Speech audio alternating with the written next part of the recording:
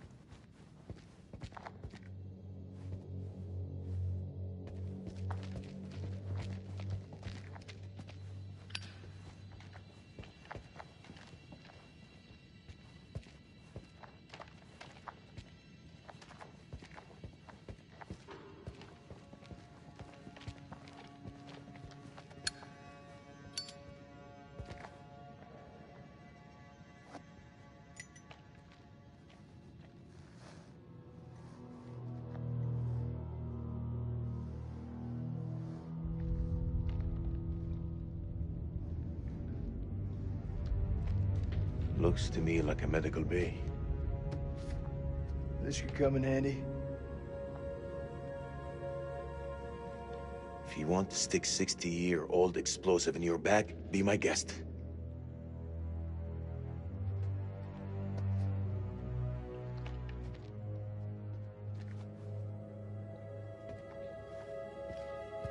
Those chemical weapons are close, right?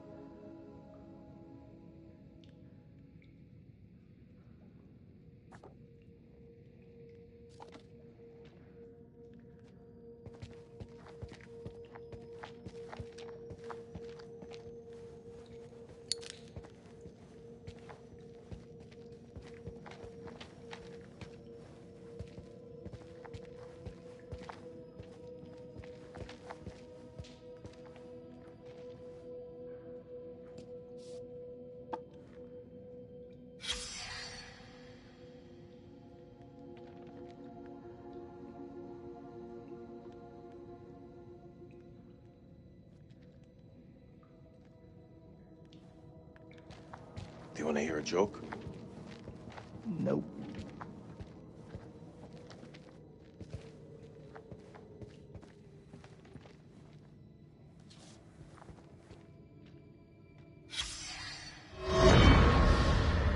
First of January, 1947, 1 a.m. The saboteur has struck again, sealing us in here. We are hopelessly trapped with those things.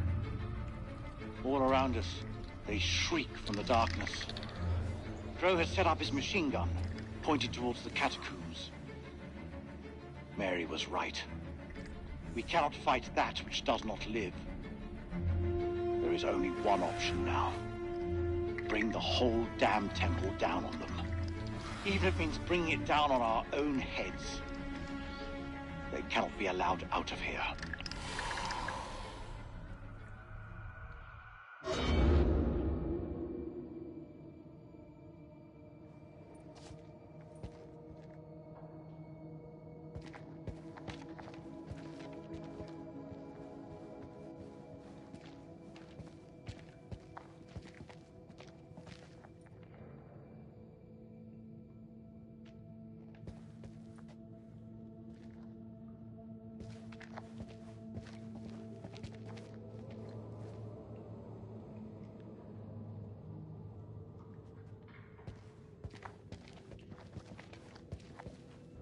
It's caverns. Whatever's down there, those explorers got there first.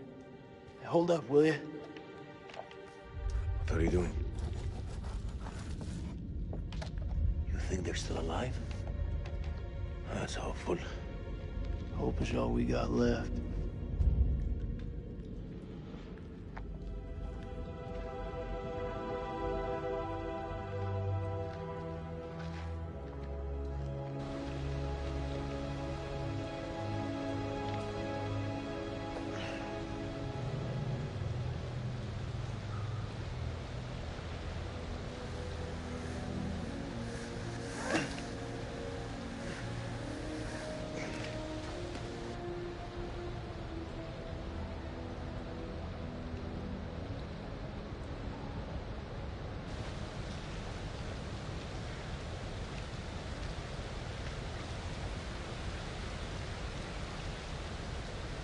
that your wife?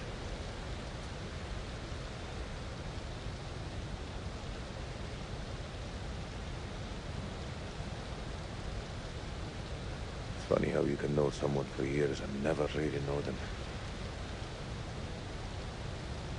I had no idea my captain was married. That the asshole you were with earlier? He didn't make it. Works for me. One less bad guy to deal with. A time will come when you'll deeply regret this manner.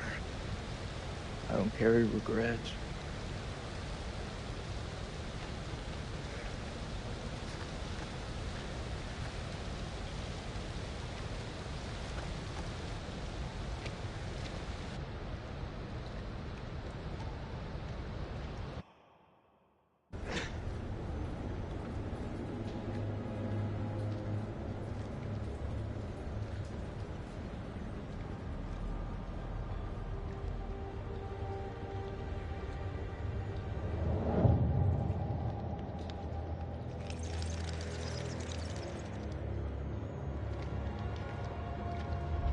This place is a jack-in-the-box.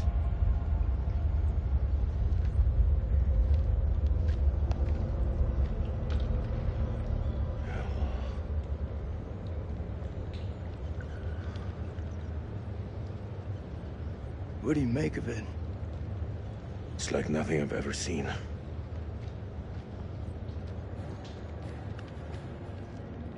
You see that elevator cable? The explorers must have gone down. I don't think they made it back up. That winch still looks functional. No. No? We are not going down there. The archaeologists didn't make it out. What does that tell you? We're not archaeologists? Our world is up there, not down below. Well, there's an army of monsters between us and the world above. They're close. Fired up. You crazy? If those vampires come from anywhere down there, you really want to find them in their own home? What I've been doing since I set foot in this country. Get that elevator working.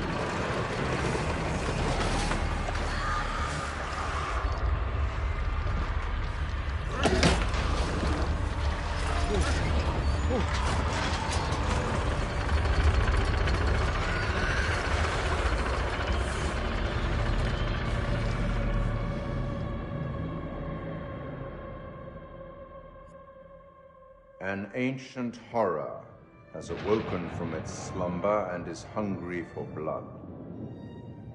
Shall we see how many have fallen into shadow? One returns to the light, while the other goes out forever. Poor Eric.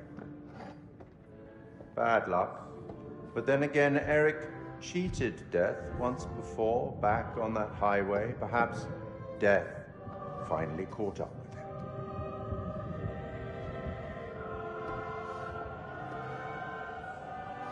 Let's hope nothing unfortunate has befallen Sergeant K. Those taken by the Abyss seldom live to tell the tale. As for Jason and Salim, sworn enemies, you cannot seem to bury the hatchet unless that hatchet is buried in a bag.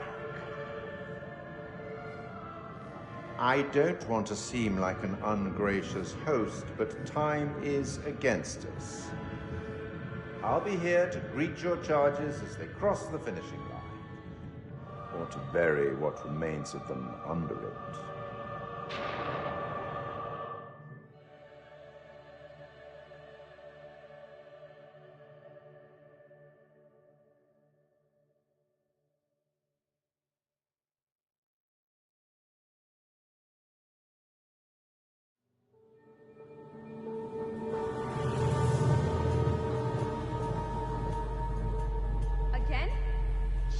Eric, how many times?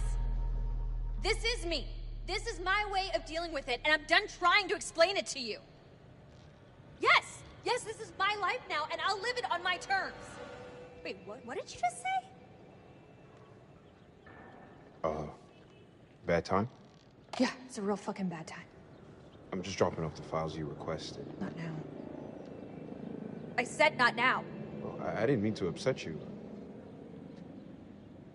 It's not you.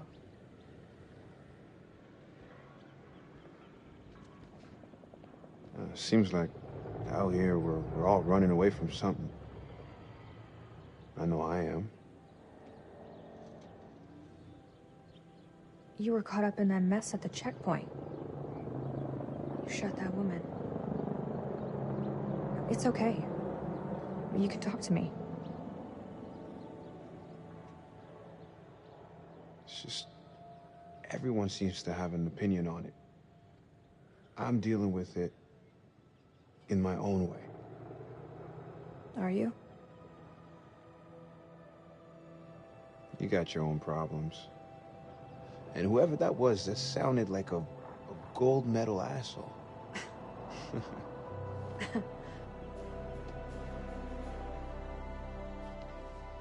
Whatever it is, you'll deal with it.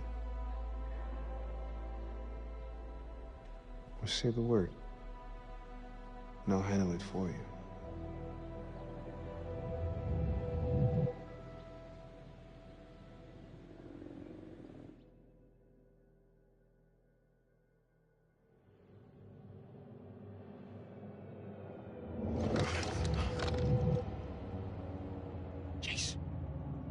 Jason, you here?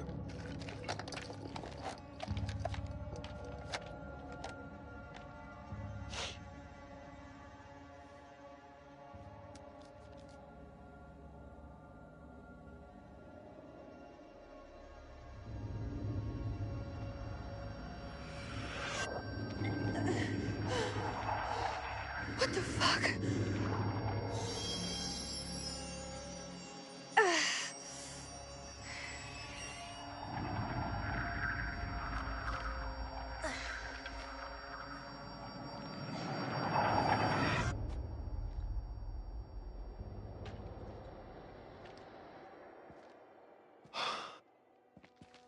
Nick, I thought I lost you. I thought I'd lost you.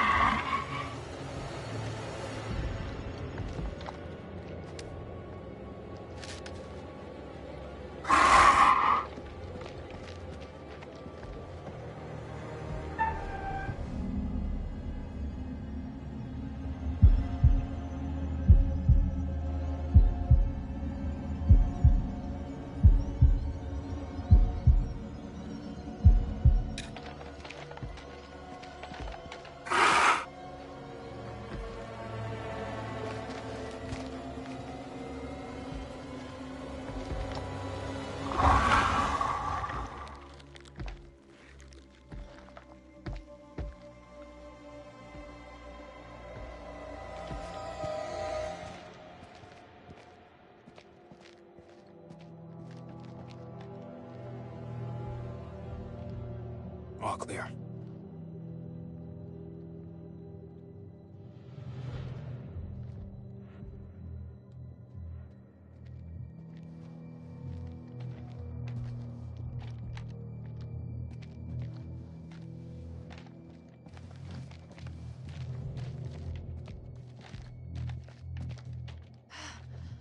That was too close back there. We're still breathing. We've not all been so lucky. All that matters is you're okay.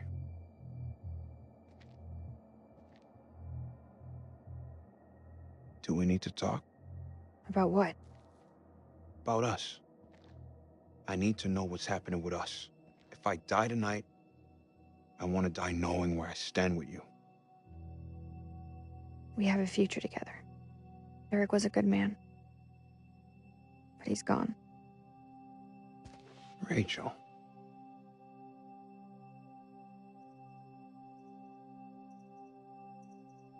Do you love me? My Marine has a heart. I like that.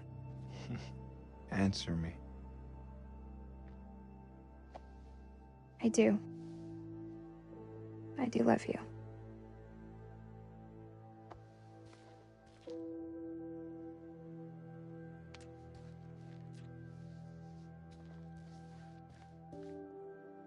I can't lose you. Not now. Not ever.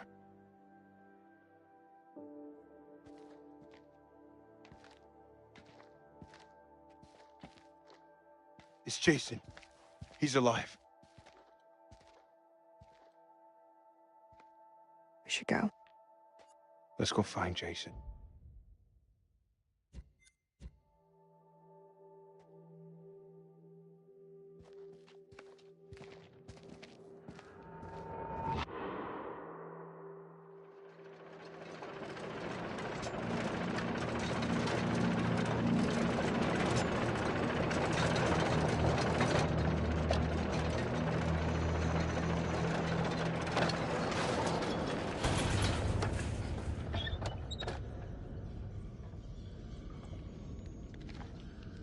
I've seen some fucked up shit in my life.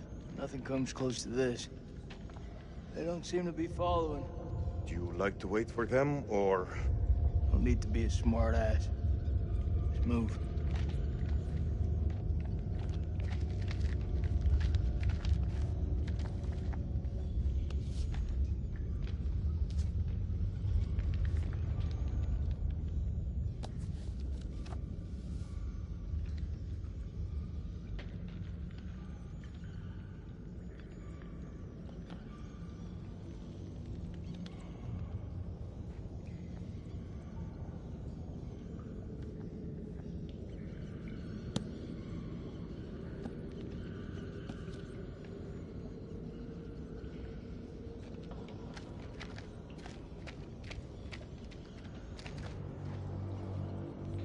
This is a safe way back? The hell was that?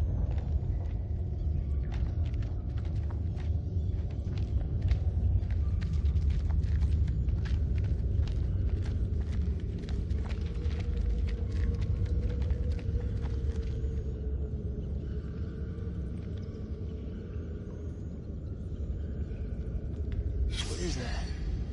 Cocoon?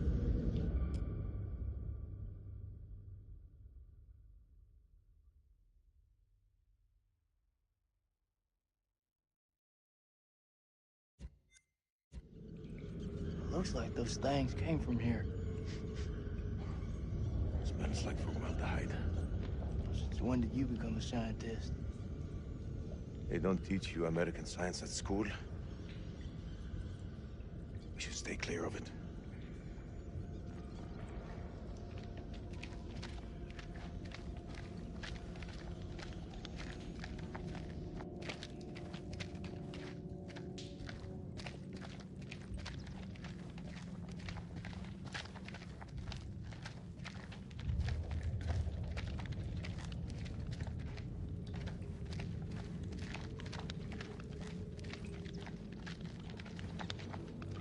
Belongs to Randolph Hodgson. Maybe it's got some intel that could help. That didn't help him. Ah, shit.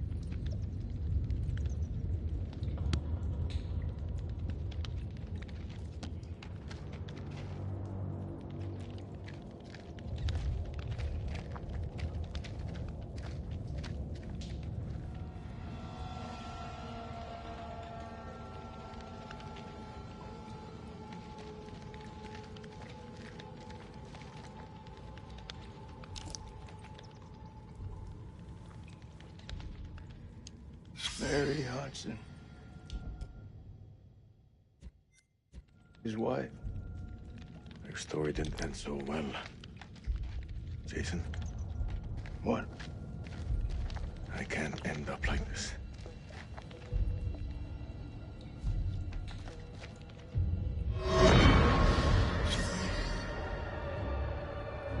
This was all Lady Bradshaw's doing. She knew all along what was down here. She led us to them. I found her below, hunched over the murdered corpse of Van Hoyten. As she turned to face me, I saw that she had changed. My hand fell to the closest weapon I could find, an iron tent peg. I stabbed over the metal, impaling her in the heart. She died. Unholy screams echoed from deep below, as if answering the sudden release of blood.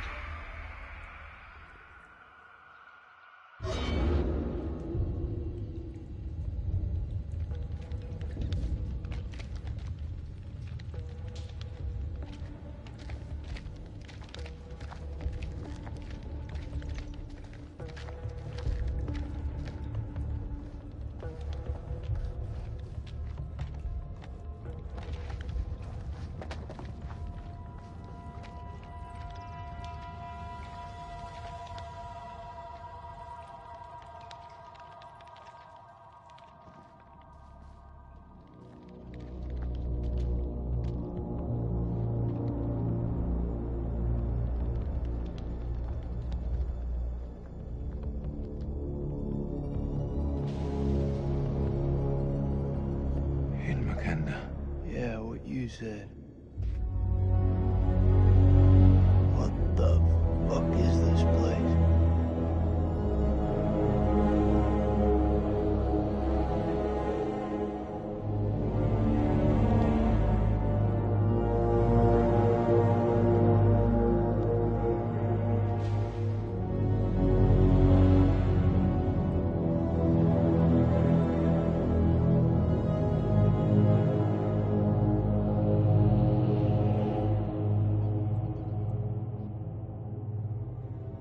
What is this hell? Is this even real?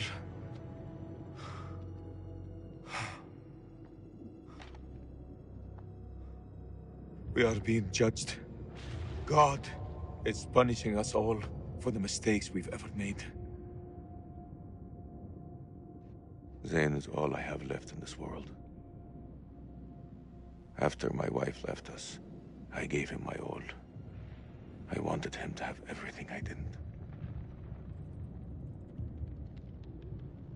Single parent. Tough fucking gig. It is. But my boy has made me very proud. He's going to London, to university.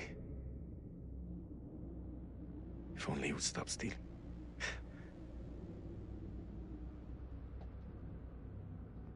I miss him so much.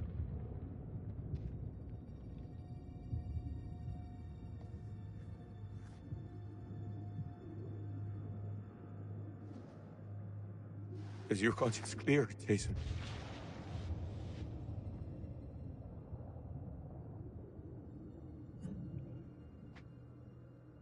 Green zone.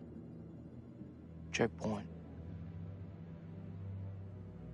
What checkpoint? Nick and I, we were caught in traffic. Checkpoint had been hit before by suicide bombers. There was a woman. She was carrying a bag. Fuck.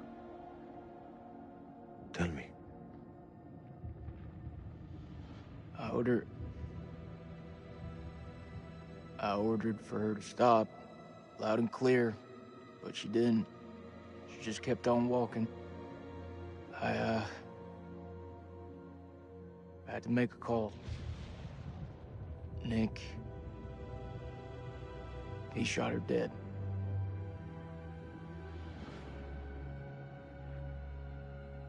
What was in the bag? Groceries. I don't understand. Why didn't she stop? She didn't hear me.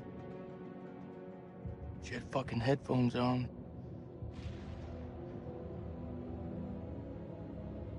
Huh. This bullshit. I'm not here to honor the dead. The truth is, my life was going nowhere fast. I jumped at the chance to sign up. We all have our reasons. They don't have to be profound. Profound, huh? When those towers were hit, I was stoned out of my fucking skull. I didn't even hear about it till a week later. How's that for profound? I don't even know what the fuck I'm doing here. You're serving your country. That woman had a family, friends. She had her whole life in front of her, and we snuffed it out with a single bullet. I mean, what the fuck?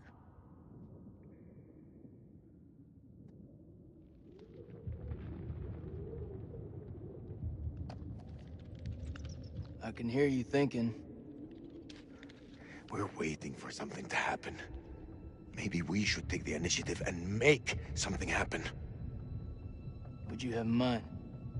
We go inside there, and we find a way to hurt them. Those fucking things tried to fuck with our heads.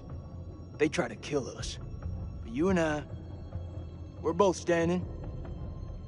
Start believing, Salim. We're gonna get out of here and see the sun again. Is that what you truly believe? Hoorah! What on earth is that sound? It's a Marine thing. Oh. So, does that make me a Marine too? Let's not get ahead of ourselves, huh? Okay. Hey.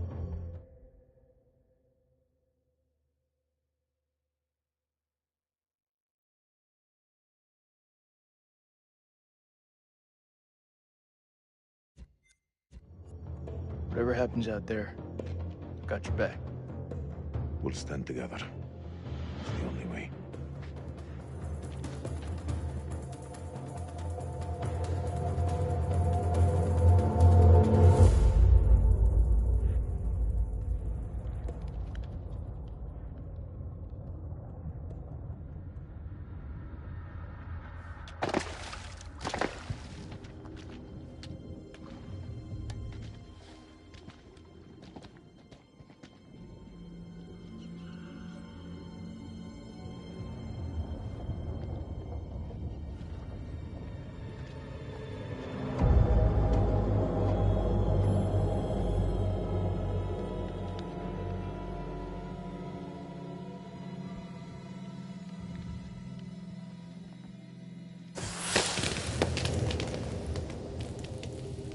What is this?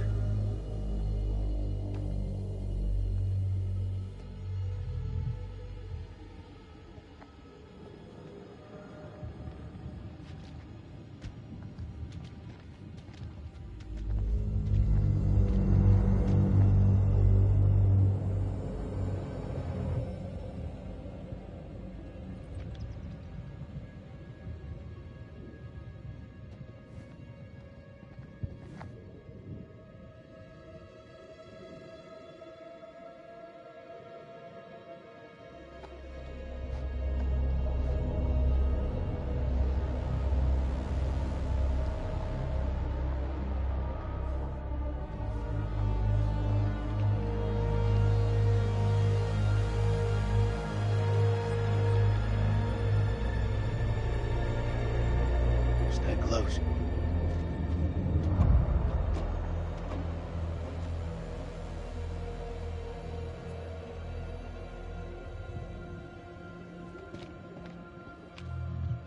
Just gotta be where those things come from. I think so. Question is, where the hell are they?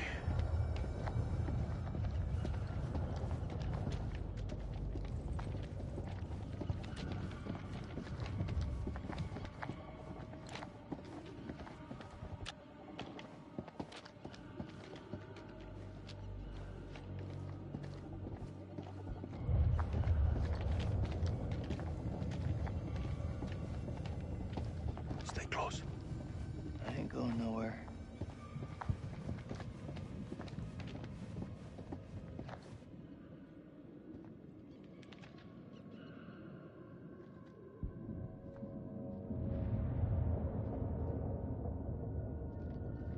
Salim, over here.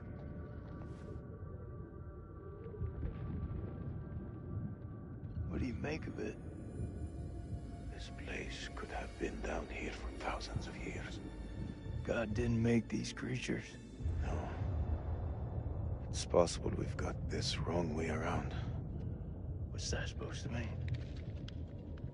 Maybe we're intruding on them.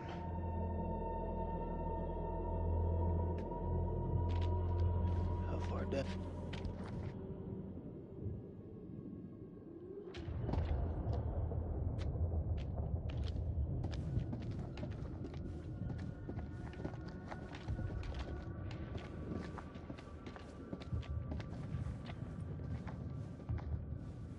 Salim, check this out. Sounds like music. That don't sound like any music from where I'm from. Okay, maybe not music. Could be, language.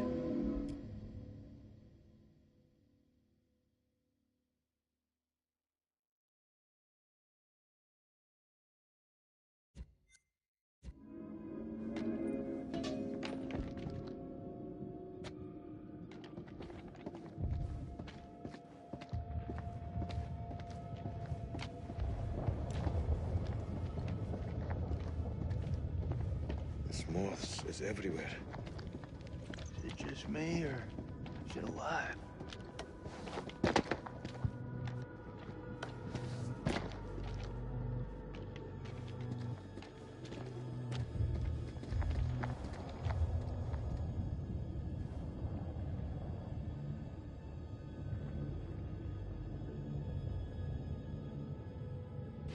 Salim, check this out.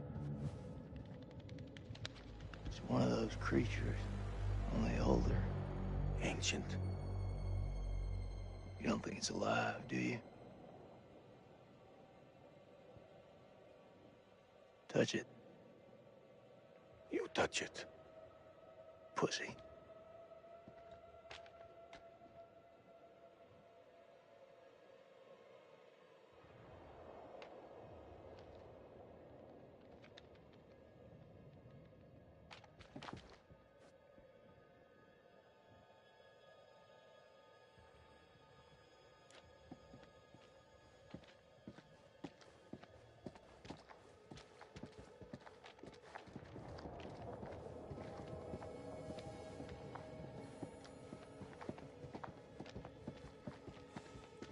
We mustn't lose sight of each other down here.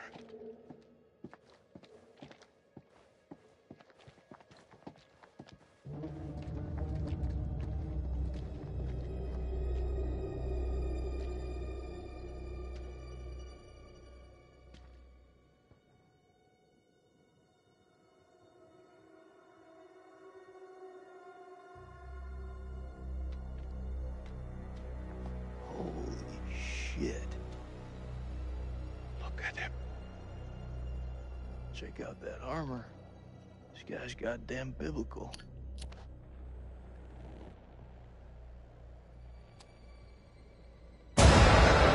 Shit!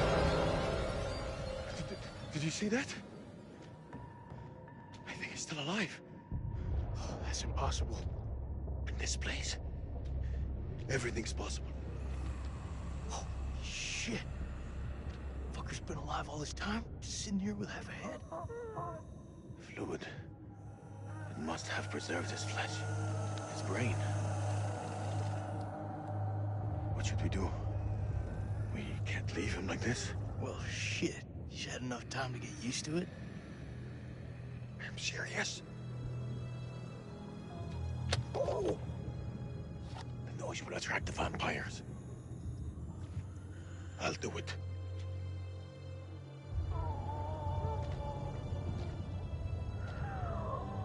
ارتحت دلوقتي في موتك.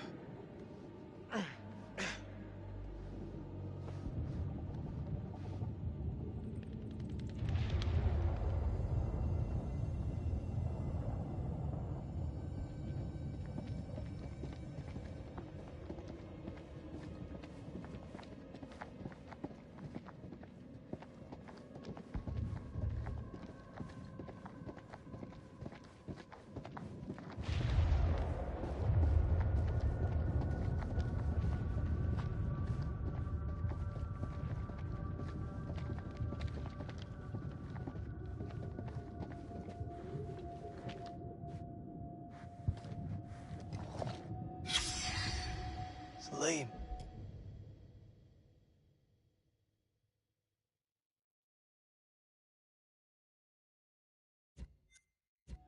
Looks like someone's been avoiding the dentist. No fangs. Can you see? The bone is ruptured where they should be, as though smashed from the inside out. What are you saying? Maybe these things weren't originally vampires. Maybe they got infected.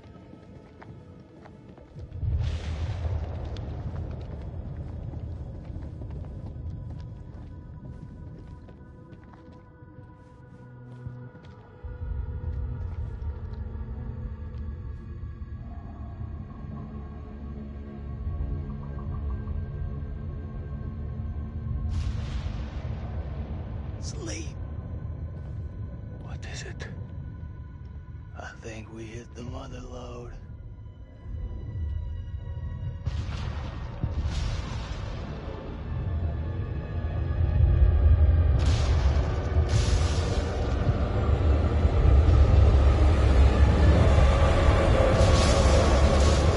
Thinking what I'm thinking? Are you thinking cocoons? Yeah. Then I am thinking what you're thinking.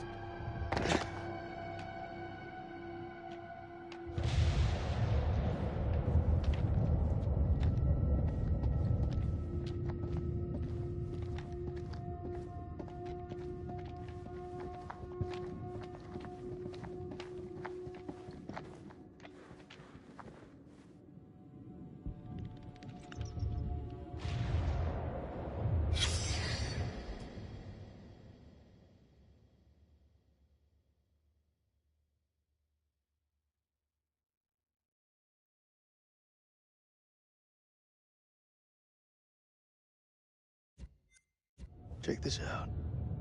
They died fighting each other. Like dogs fighting over food.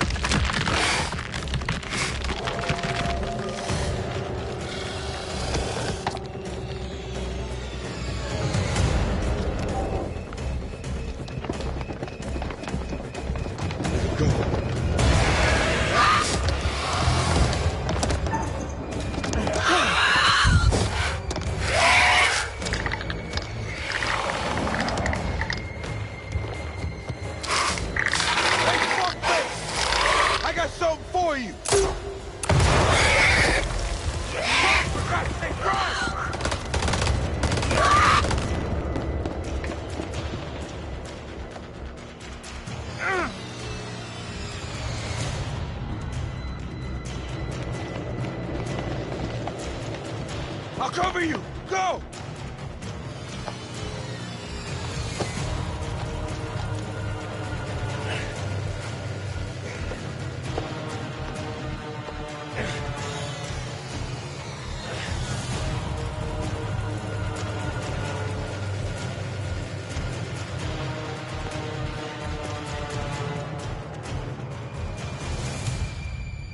Shit, Nicky. You turned up like the fucking cavalry. I thought you were dead. Not my time.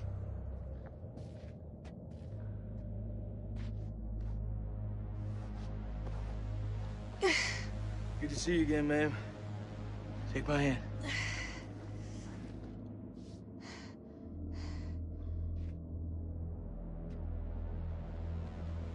Glad you're here, man.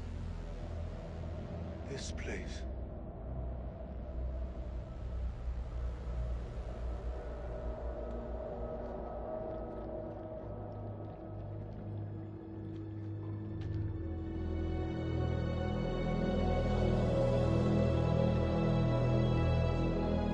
What is this place?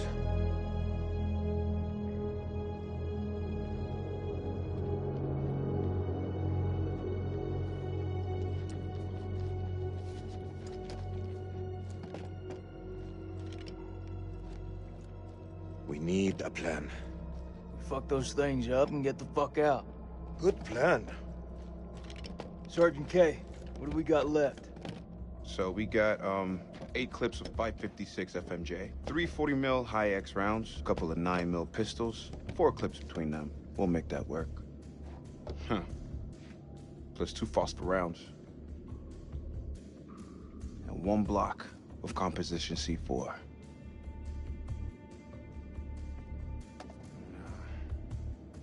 All in, it's not enough. We also got this. It's old, unpredictable. We work with what we got. Our fuses are shot, but we can use the C4 to detonate them. Let's just hope they still pack a punch. The vampires come from those cocoons. You saw how many there were in that vault? There could be thousands in there. Should we blow them up? Burn as many of those motherfuckers as we can and head for the surface. What do you think, Sergeant? Hoorah.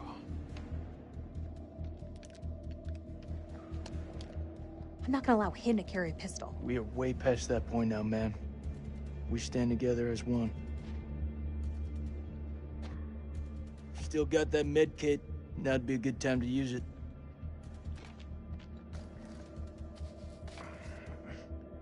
Hurts like a bitch. I gotta stop the bleed. Looks like our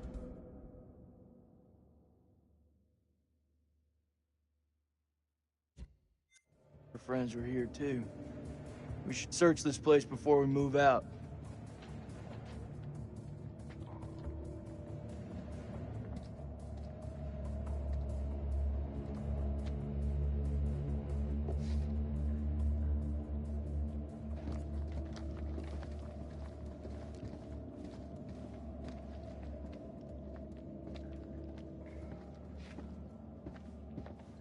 How confident are you that they'll work? They'll work. I should have said it sooner, but I'm sorry about Eric's death. Thank you. It means a lot. Rachel, I just want your hand. It's nothing. I'm just cold.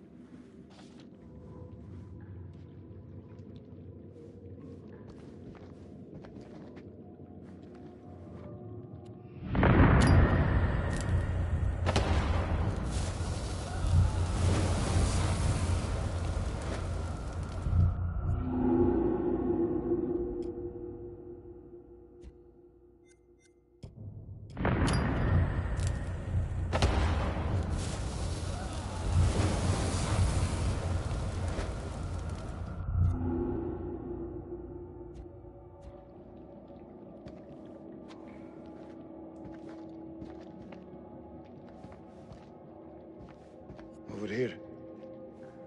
I found something.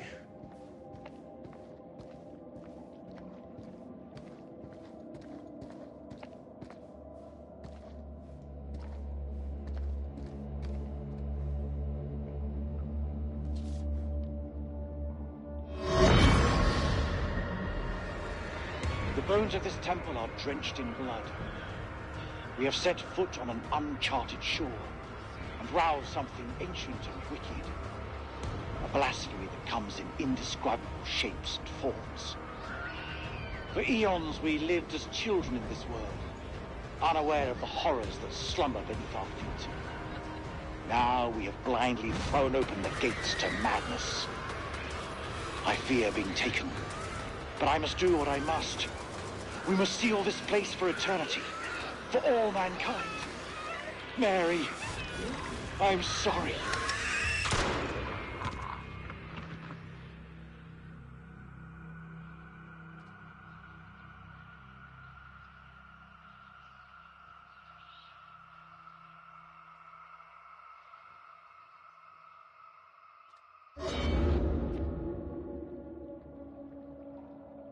None of them made it out alive.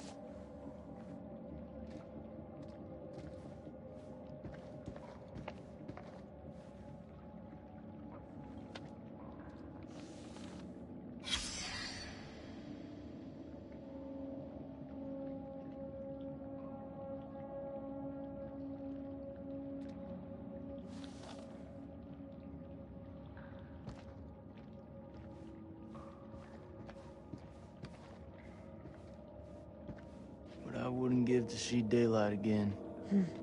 Daylight and a cold one. Rachel, Yeah, I'm sorry for your loss. Eric was a good man. he was.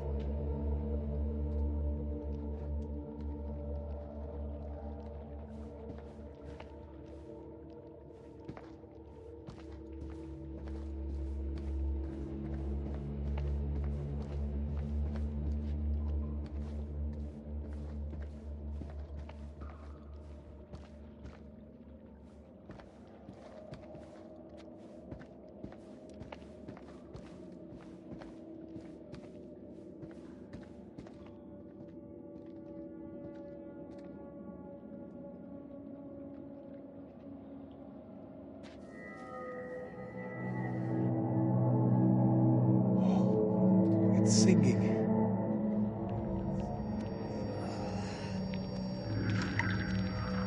Are you okay?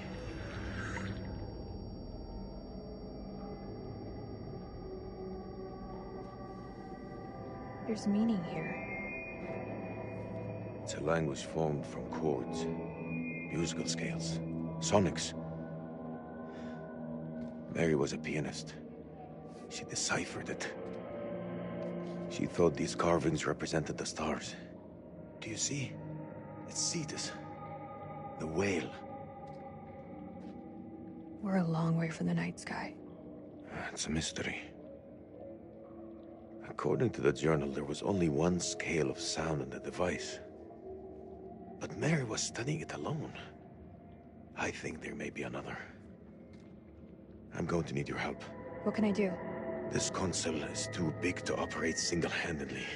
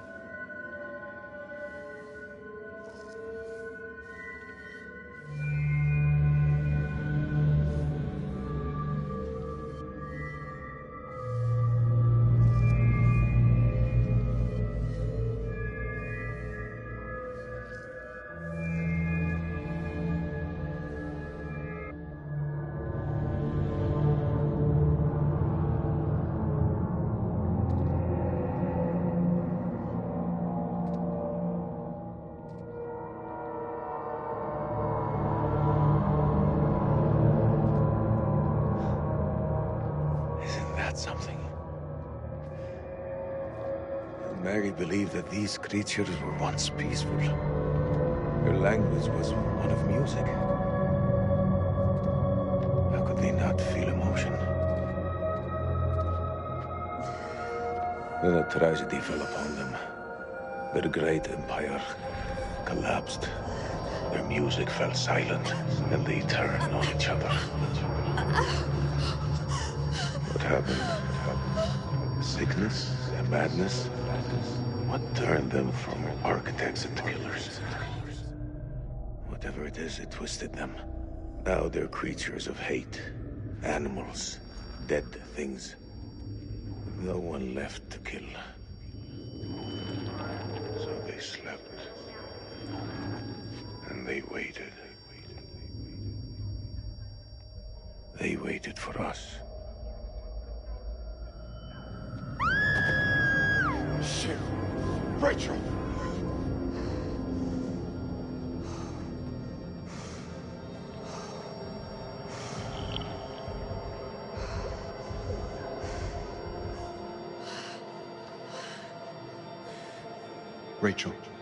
Rachel, look at me.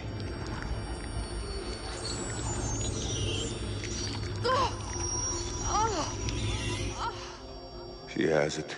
It's inside her.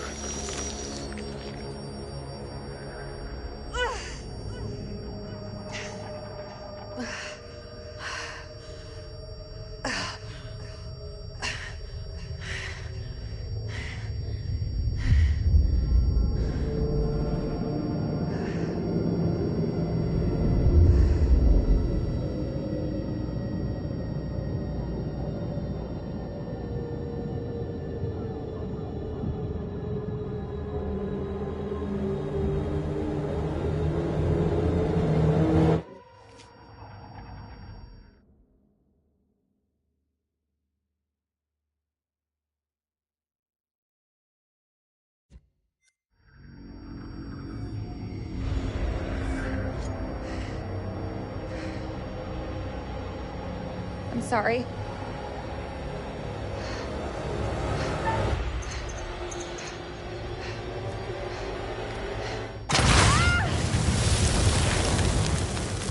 Rachel!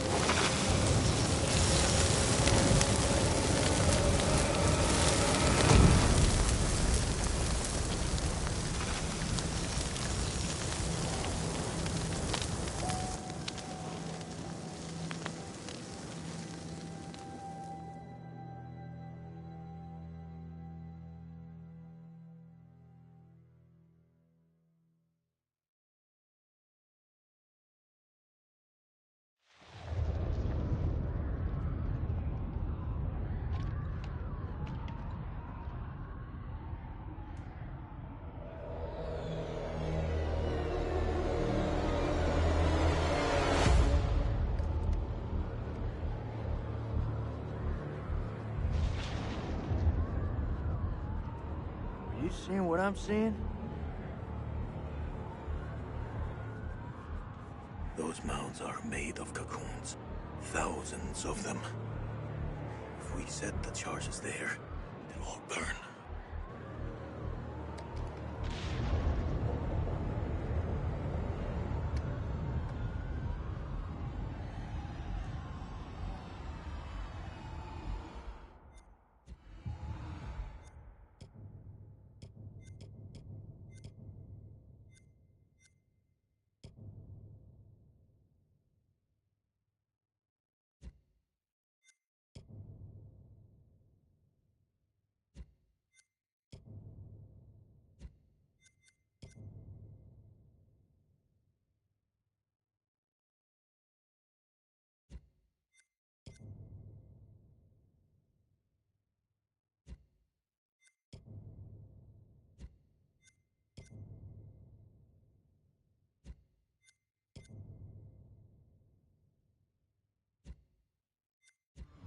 Shit, they're hatching.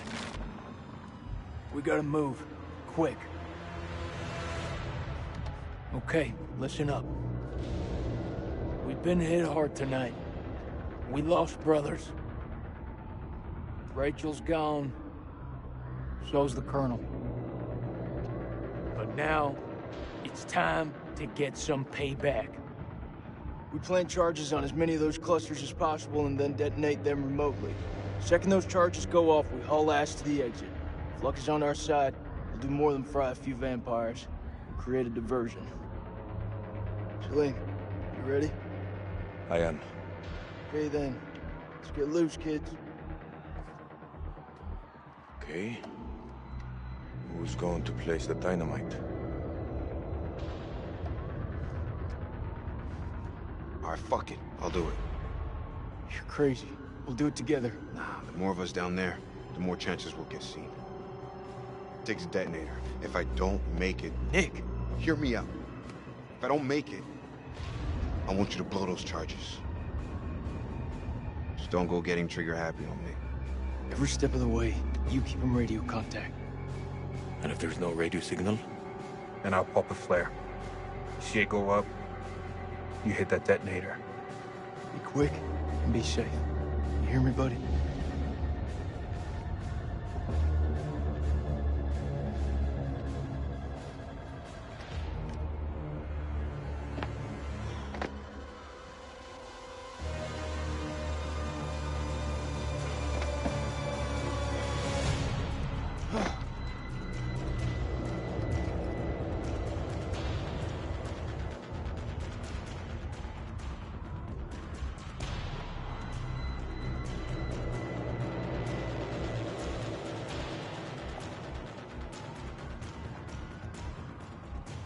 What are all these machines?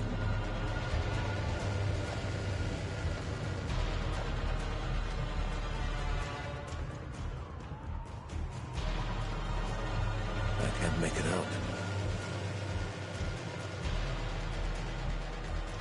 There! There's one ahead of him. To his left. Nick, the cocoons are hatching ahead of you. You gotta move fast.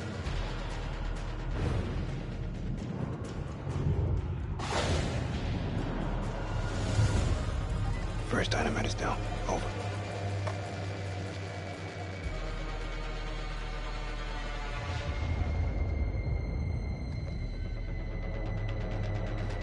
Which way? Left or right?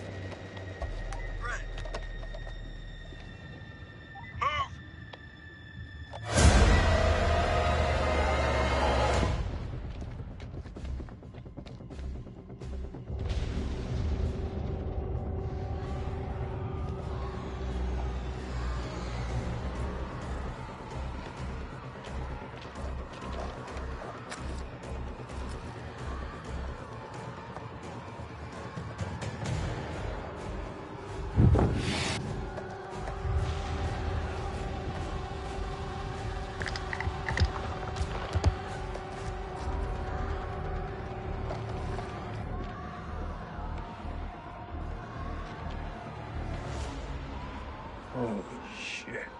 It's getting kinda hairy down there, brother. Why don't you ditch the rest of those charges and head back? Look at that, man. It's the mother load. It's too far.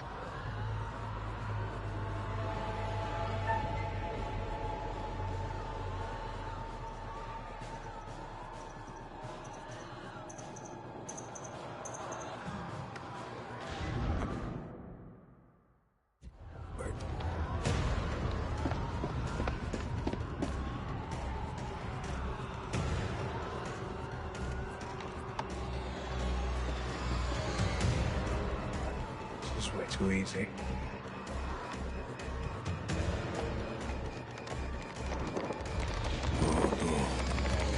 Oh no. What is it? There are too many.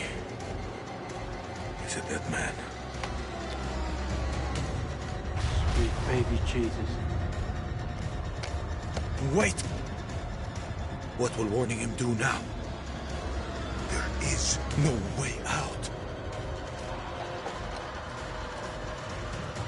Hey, how's it looking up there?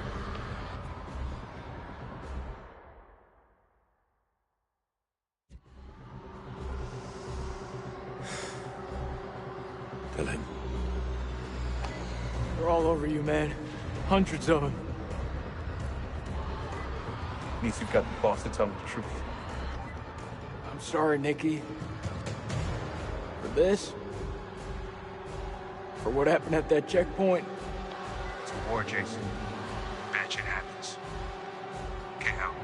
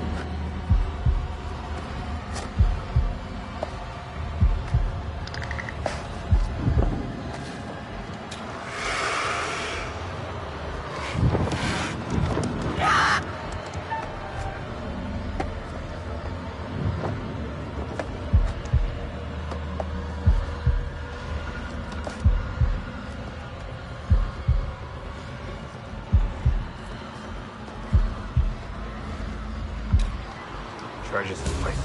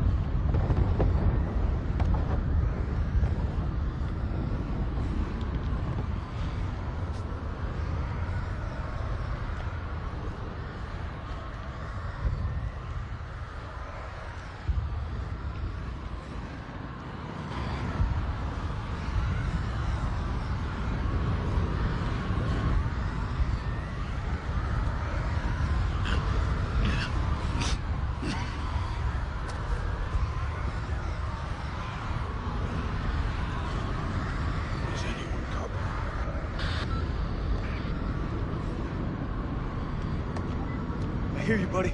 What's your position? I'm 200 meters from the door. Bearing 320. But I'm injured. I need help.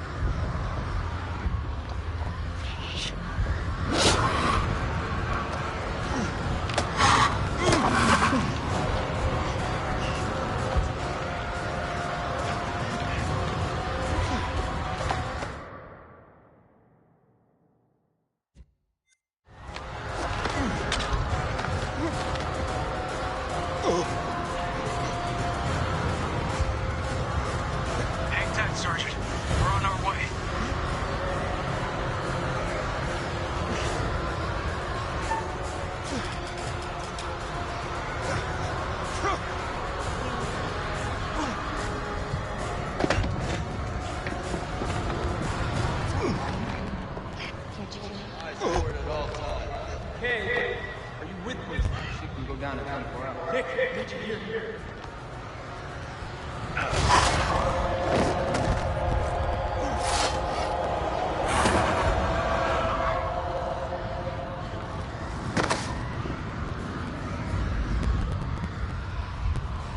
I got you.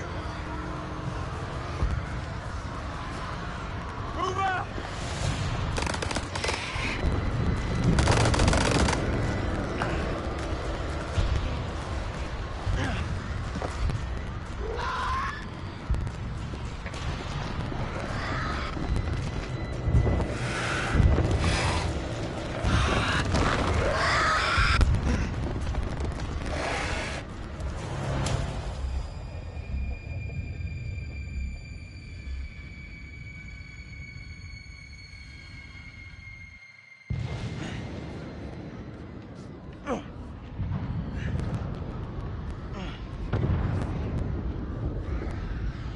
Where the fuck is Salim?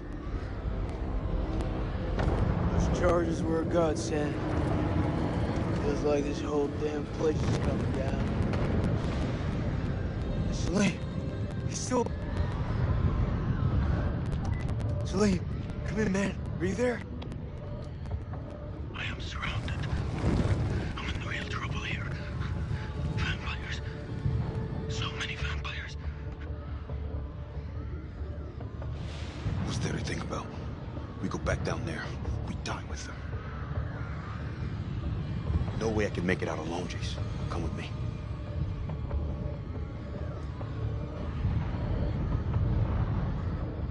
He ain't one of us.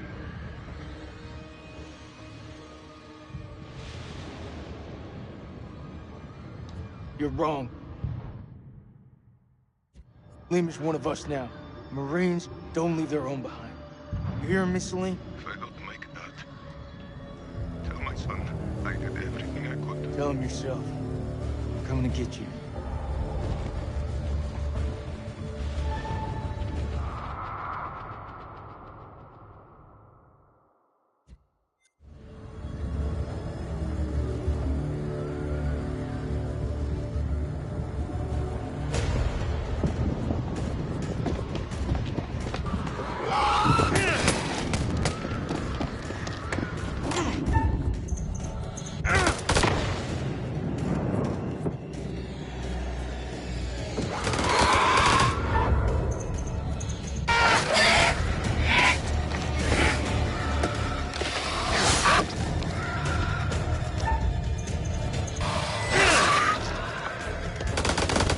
Comes to join the fun.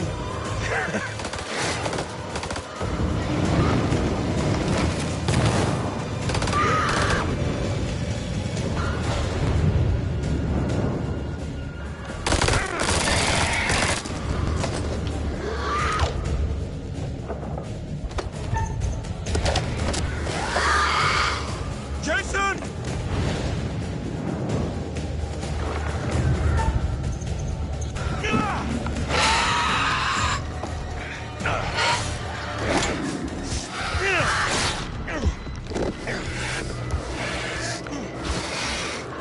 Seriously, just throw that thing at me. I did.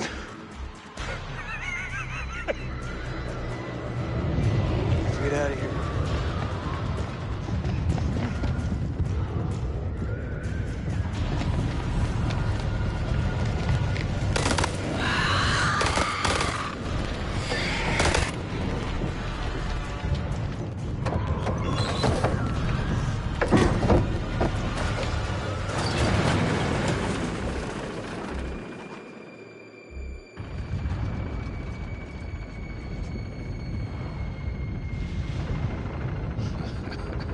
Takes more than a few bats to kill you.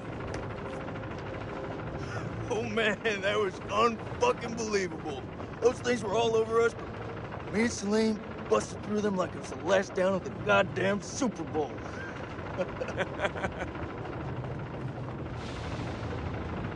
Listen up. We're not out of the woods yet. What I see in front of me, you're the best. Fuck that. Best of the best. And we will get home. Hoorah!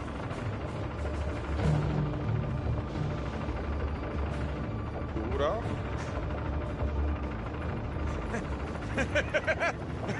Hoera!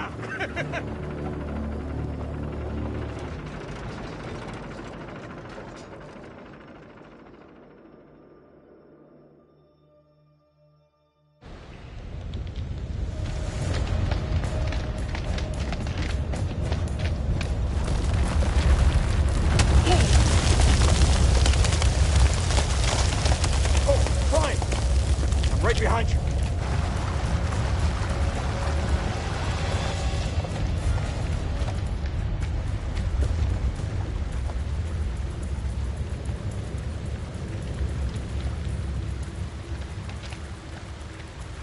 What's up?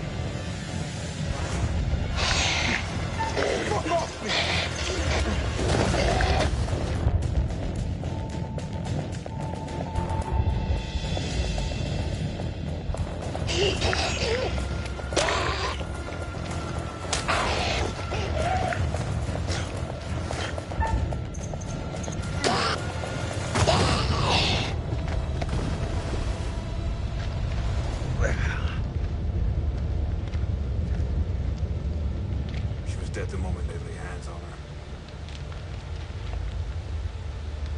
her. Girl just didn't know how to stay dead.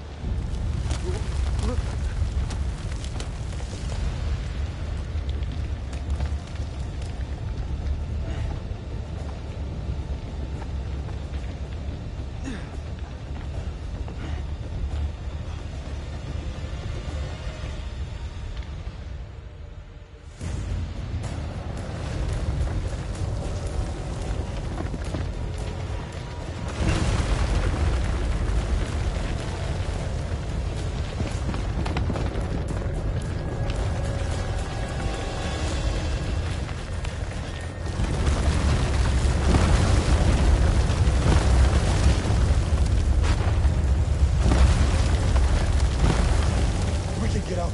We just have to climb.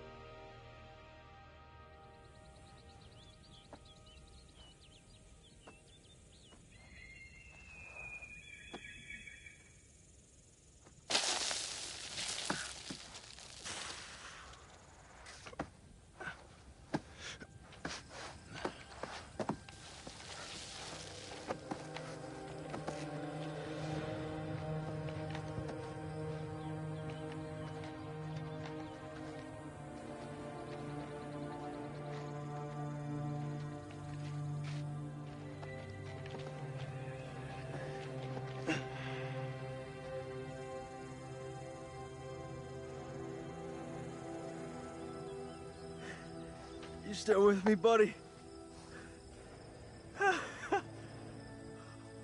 We got two alive. Very fucking ready to go home, Marines here. This is Mailman 2-1 actual to Coyote 2. Radio check, over. This is Rhino 1-5, solid copy. We're 5 minutes from your position. Where the hell have you guys been? Over.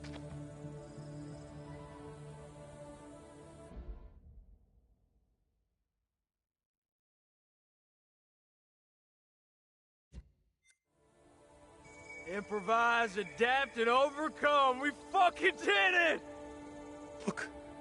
Look around you. So quiet. Hello, sunshine. Am I happy to see you?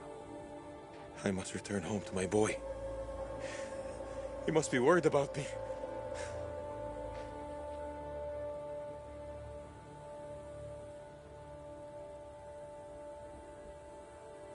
Oh, no. Not again.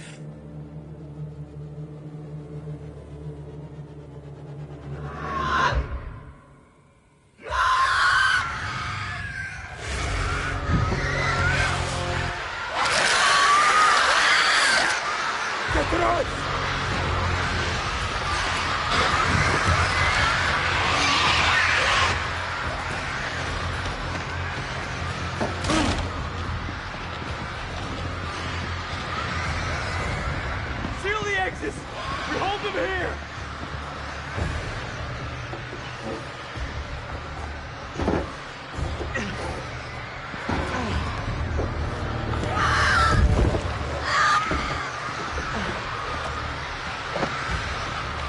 What's the sun back? You tell me, I don't know shit about space! Contact!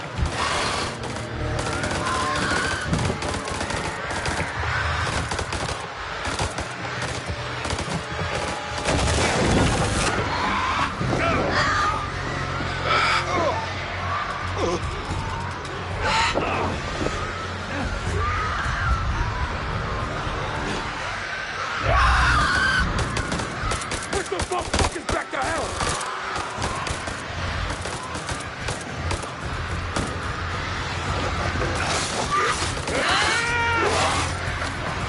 There's too many of them! I'm almost out! Fuck, what we gonna do?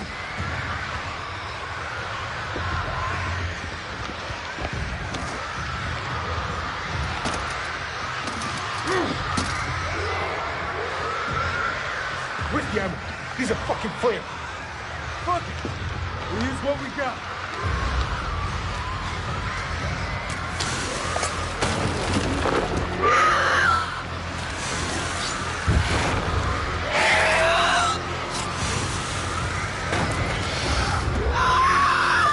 It's been interesting knowing you.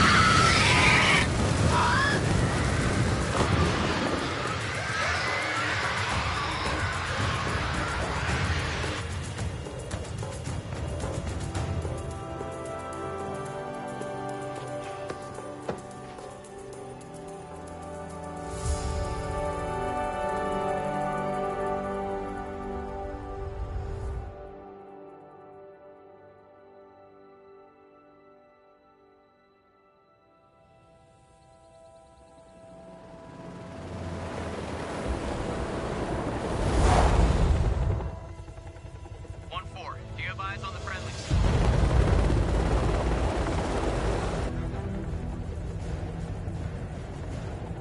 There.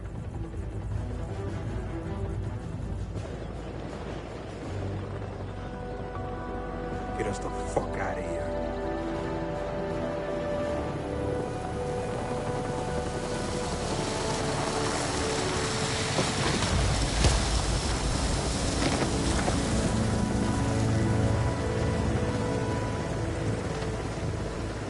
Clear!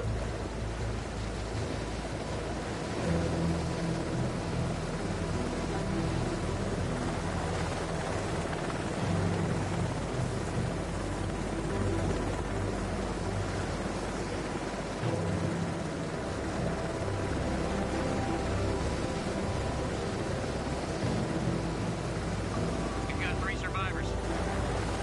One of them's a PW. Returning to base.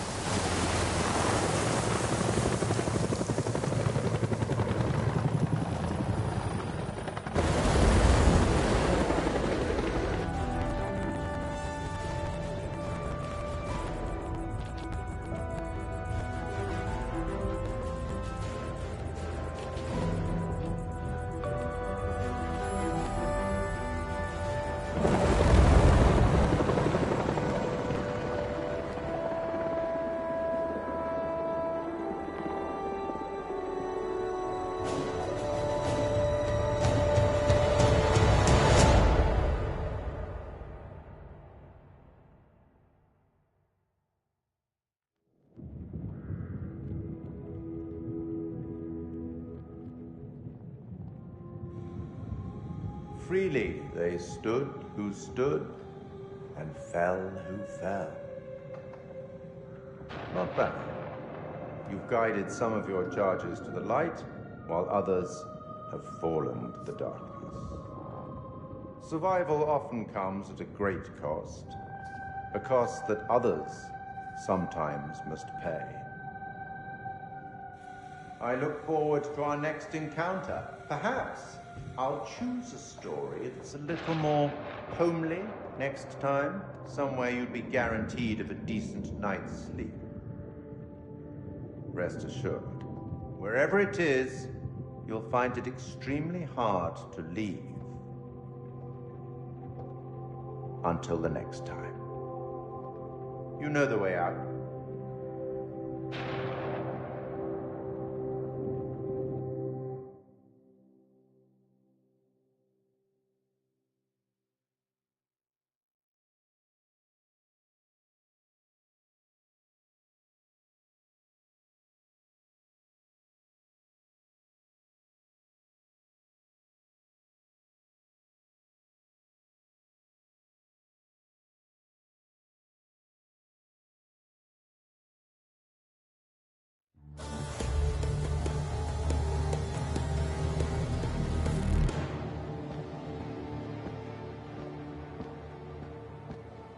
You're late, and you look like shit. I just got off the red eye. What's your excuse? Good flight? Oh, shit movie, shit meal, no legroom. They cram you in the back? By the toilets.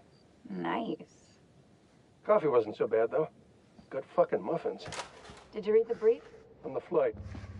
How's it going with the analysis team? The ISG team took heavy losses, but it wasn't a complete disaster. We just had to scrape some of them off the floor. Poor bastards. And the entities? Like nothing we've seen before.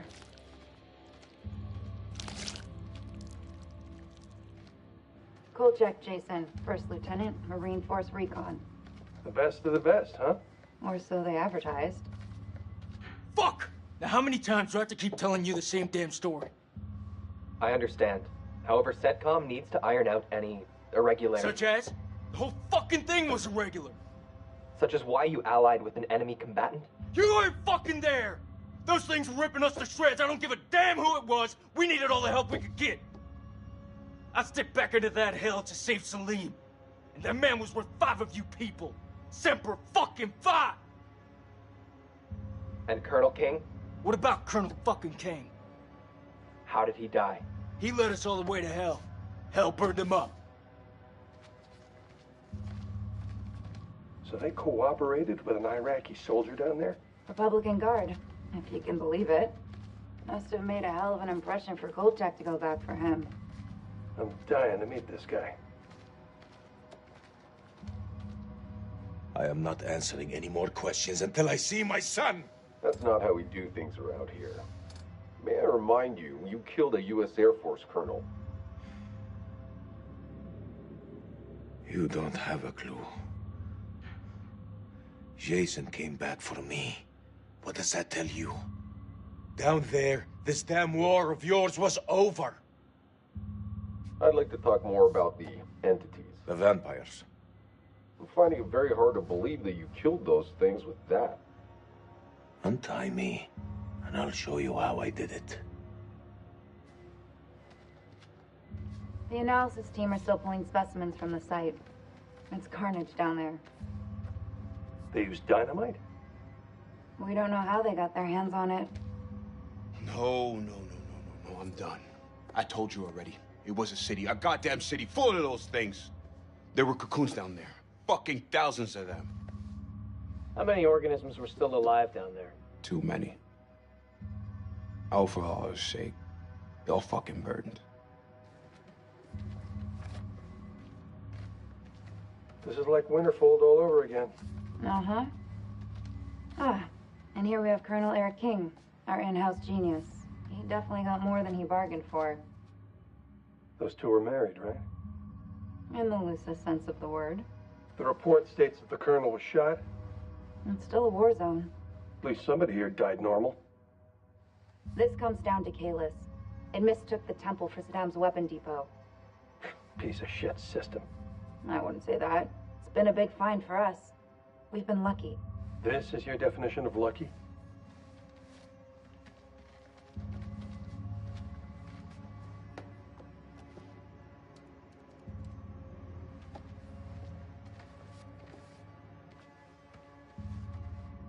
Dear God. There's barely anything left to identify. You read her profile. Yeah. She could have gone far. If this hadn't happened.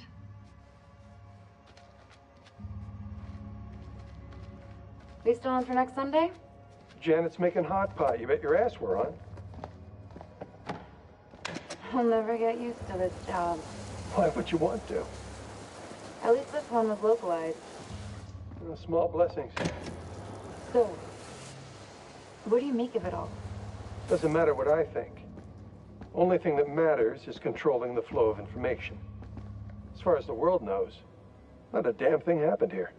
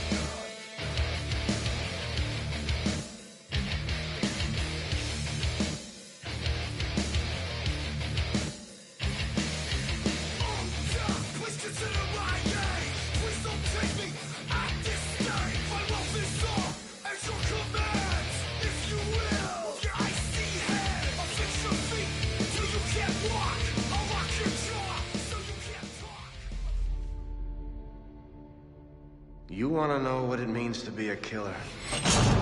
Think of the most profound thing you've ever done.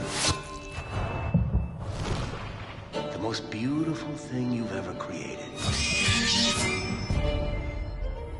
And I promise you, it's nothing compared to watching the life bleed out of someone. To see the fear in their eyes, to feel them pawing at you for release, to hear them pleading, begging. That's true art. That's what you have to be, an artist. I've left my mark on the world. Have you?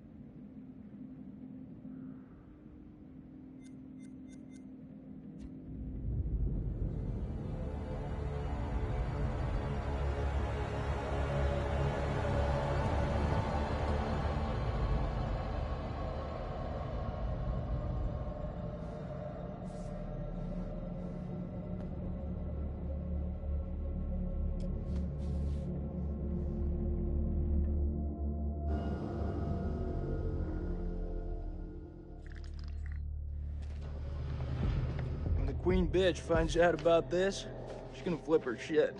Rachel and I, we know each other. Sir? The queen bitch you're referring to is his wife. Nice work, hotshot. Ashley Tisdale, welcome. Now, Ashley plays Rachel in Supermassive Games' Dark Pictures Anthology's House of Ashes. All right, Ashley, what can you tell me about your character? My character, Rachel, is a CIA operative, and it is taken place in 2003 in the Gulf War, and she is on a mission to find chemical weapons, so she's pretty badass. Wow. This is your first time doing a video game. This is my first time, yeah. Wow. So how does that process compare to maybe the stuff that you've done, on camera before? I think that it's just very obviously a different approach to it. I do a lot of voiceover for animation series, so I would say it's more in line with that because you're in a studio all day and it's like you and the script and then also like some of the other characters, but it's just like kind of going through it really fast versus, one scene on a TV show or a movie could take like an hour to 2 hours. So you're constantly going through it. It's a really long process, but it's cool. It's different. You're wearing like heavy machinery on your head and it's like getting all of your facial expressions. So it's pretty crazy. You're gonna just be like completely like so muscular by the time you're done. Your neck will be. My neck is super strong. Yeah, the strongest neck ever now. Yeah. And how do you prepare for something like that? Then I feel like is the script, it's not maybe necessarily you're preparing for particular scenes. Everything is so varied. Like, how do you really kind of get ready for it? I pretty much, obviously read the script beforehand, but I don't spend a lot of time on it like I would another script, like either with a movie or a TV, because it's the same thing of how I approach animations, is that I know when I'm here, I'm gonna be with the director and they're gonna have me do it like multiple different ways because there is multiple different directions the character can go. So if I were to fully prepare, I would maybe like put myself in this like, well, it's gotta be this way. And I wanna feel free to like be able to have them say, do it more sympathetic and do it more angry. And so I kind of don't fully prepare. I just know who the character is, and as long as I know the intention of what I'm saying, then I'm good. What is it? The guy who served me, I don't know. He was looking at me pretty strange.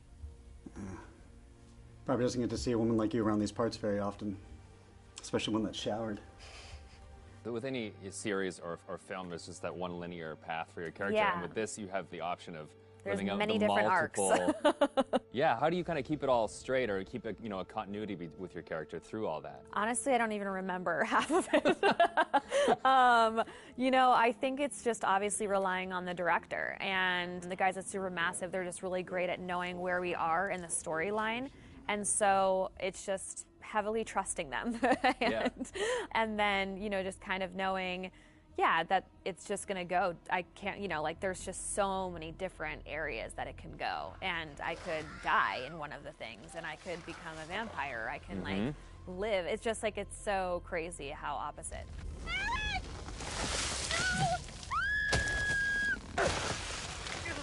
It's got to be interesting too to think that someone's gonna like play you in a game and then maybe you'll die or you'll live or you'll like the people will be in control of your future. I know. I think it's gonna be really crazy just seeing my face on like the character. Like that's gonna be so wild. It's so crazy how far video games have come. It's so much more cinematic and like the movies that it's pretty wild. It's like beautiful to watch, but it's gonna be crazy. Now, I guess we have a couple rapid-fire questions that I'd like to hit you with as well. Okay, ready for this? Ready. So bitten by a vampire or buried alive? Oof. Yeah, bitten by a vampire. Oh, really? Well, then you get to live forever, so, That is true. Okay, I never thought of that element of it. Things that you've shot so far, do you have a favorite scene?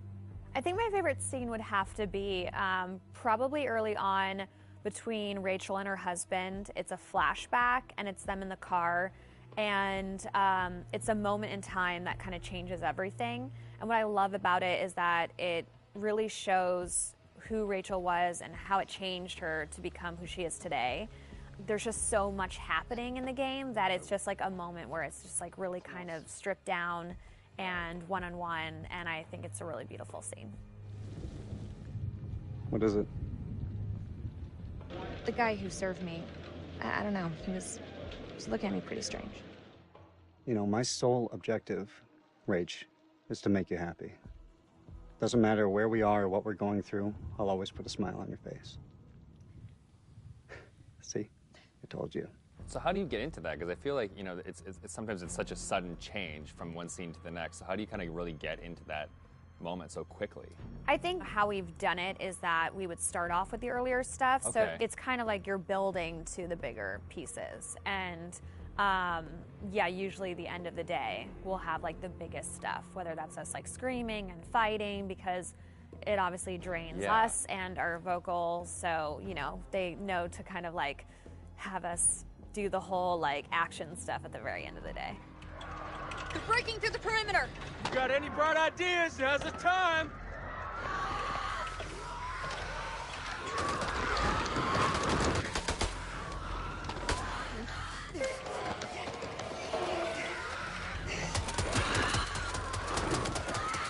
It's really odd of being like, okay, now we're going to be sweet, and now we're going to be screaming. It's and hard to go backwards. And then you're going to be back alive again, and this is a touching moment, and you're going to die. Yeah, and the first time it's going to be like a strange experience, kind of going off on your own and acting out that kind of separate. Yeah, it's definitely a very interesting process to watch, and it's different from anything I've ever done. Has it been hard to navigate doorways with the camera on? Like, do you find Oh, no, I take them off right away. Okay. Anytime I can get a break, because it is a heavy thing, and so it's just like most of the time I'm sitting on the couch with it, like holding the helmet up, because it's like, you know, it's like a weight on your head. So it's pretty crazy. It's expensive equipment. You don't want to like bang it on a door frame. No. Well, now that they've got you in the game, they can put you in anything. I know. I'm so excited because I've never been able to play something like this. Yeah, okay. Well, that's good. Cool. Thank you.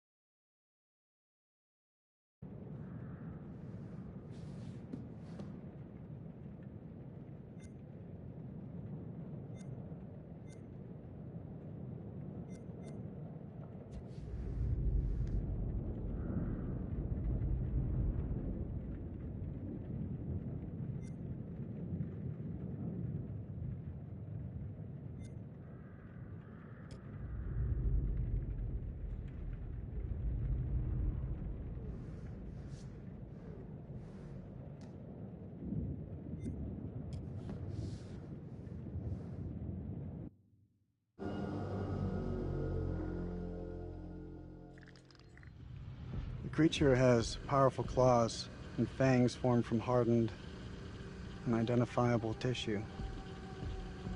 Two of the incisors appear grossly malformed and discolored. Blood is like nothing I've seen. We always like to base our stories in some sort of real-world truth, a piece of folklore or a piece of mythology. With vampires, obviously, there's so much to choose from cultures all the way around the world. So rather than pick one particular legend, we thought it would be fun to create a monster that ties all of those legends together in some way.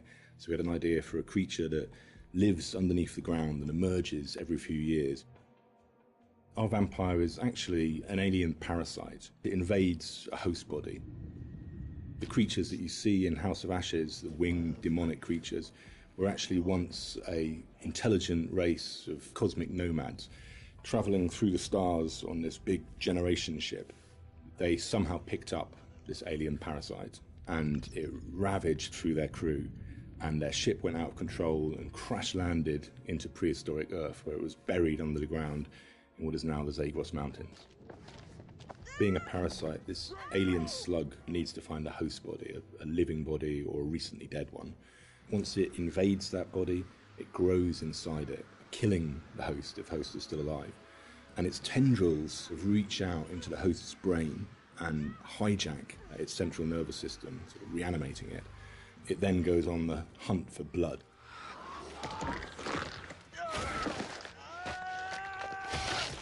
It feeds on the adrenaline in blood. So in order to get the adrenaline pumping, it needs to terrify its prey. So it shrieks at them and drags the kill out until the blood is really, really pumping, and then it strikes. You keep lookout. Fuck!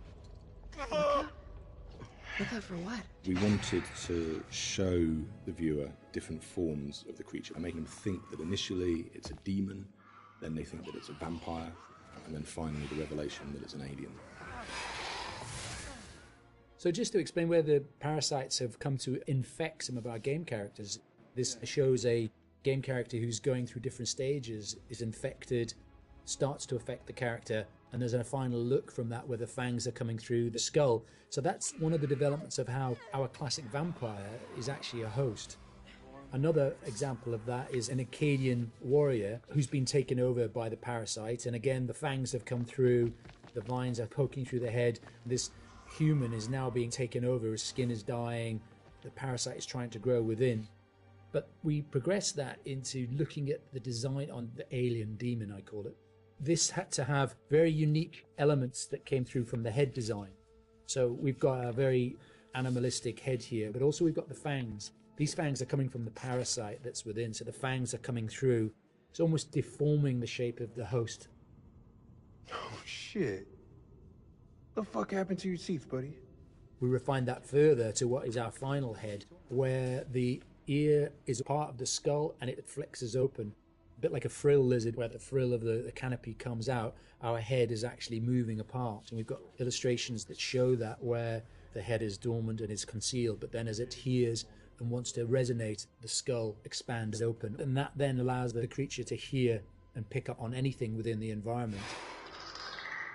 With characters, it's always good to base at least some of it on anatomy that we recognise, and that provides a foundation for the vampire. It's bipedal and human in its structure, but we've just changed things, tweaked them, made them a bit more alien.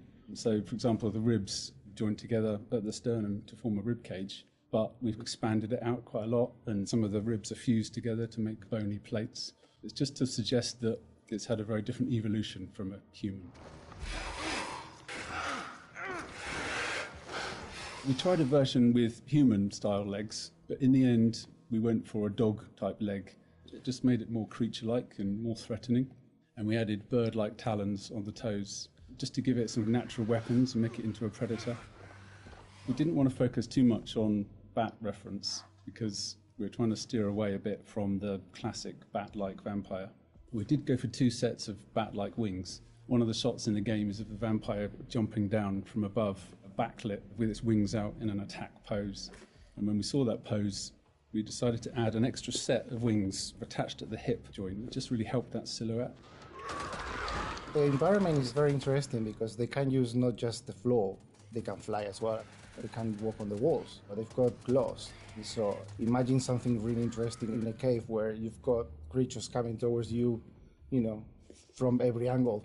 I think that visually is something impactful and very interesting to look at, and scary. One of the interesting parts is the finding of those nuances and details that really bring the character to life. How does it move? How does it behave and act? We had motion capture, and then we had the more traditional computer animation keyframing. On the motion capture side, there were a variety of different setups that we tested. We had arm extensions, and then we had various different leg stilts that our creature actor used. But what was apparent when filming this was that it really limited his movement. So in the end, we decided not to use any of that, and he just performed himself. Basically, this gave him the freedom to really express that physicality in acting and gesture. They react to sound like bats. They hear you, they hunt you. The vampires have these head plates, these bony kind of gristly structures on their heads that click and vibrate, kind of like a bat's echolocation.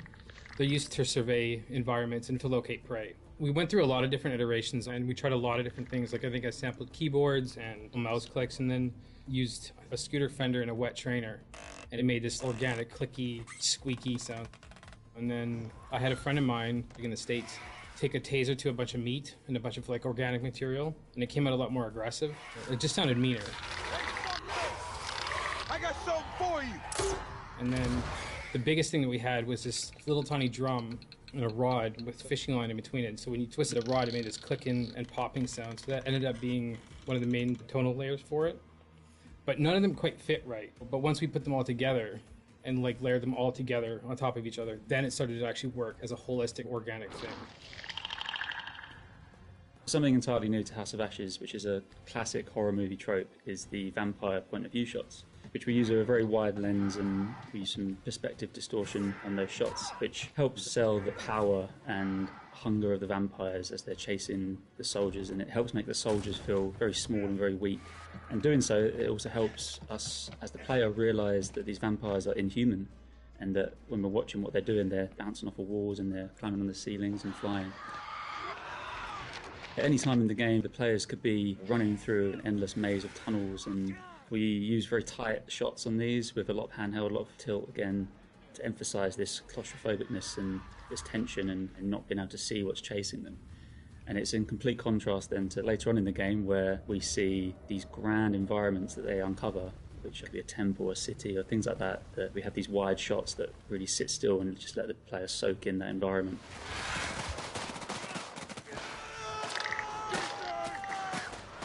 This is the most complex creature that we have ever animated in the studio. But the challenge is more than a challenge, is the fun to do it. Because it's not a real creature, you can push it in a way that you can use your imagination to make it more interesting. We're facing an enemy we know zero about. An enemy of unknown size on their home turf. Sucks to be us.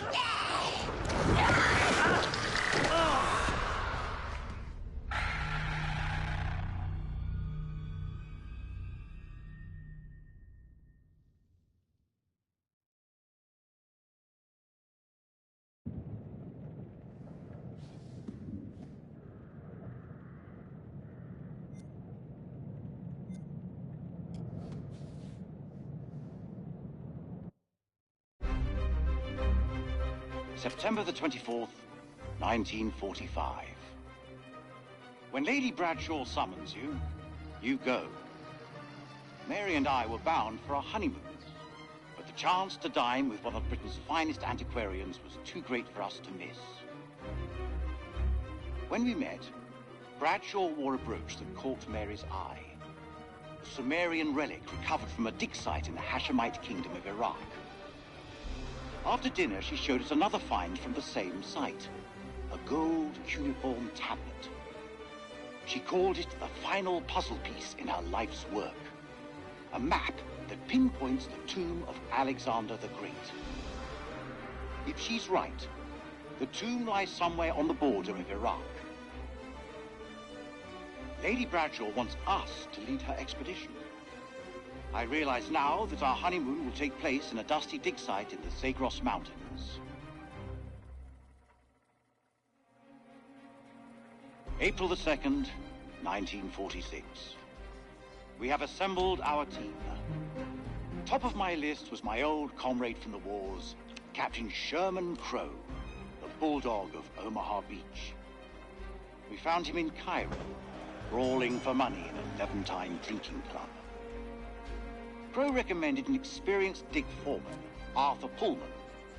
And in Haifa, we picked up my assistant, the always inquisitive Aline Journeau. Lady Bradshaw insisted on the presence of her own advisor, Ellis van Hoyten, an archaeologist I know only from his poor reputation. Our team complete, we shall head to the Lebanon, and from there by train to Baghdad.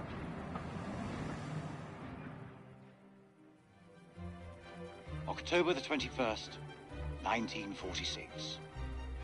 Crow was the first to break into the tomb, an honor he shared with Bessie, that damned machine gun of his. It was a beast of a weapon, but it seemed to comfort the fellaheen doing the digging. This place has lain undisturbed for centuries. It is not the tomb of Alexander the Great, but a temple of an even older god king, the Akkadian despot, Naram Sin. We have been mistaken, but Lady Bradshaw still declares it a find for the ages, a discovery that will write our names in the annals of history. Looking out at this sceptred hall, I have no reason to doubt her.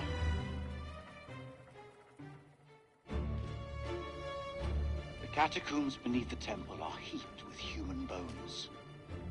Aline has worked sacrificial digs in El Castillo, but even she hasn't seen death on this scale before. The Acadians killed thousands in the name of their gods, most ritually decapitated, but others crudely slain and dumped in charnel pits, as though the slaughter had spiraled out of control. What plague or cataclysm demanded such a price? So much blood spilled. And for what? Whatever happened here millennia ago, it is a secret waiting to be discovered. Our work begins in earnest.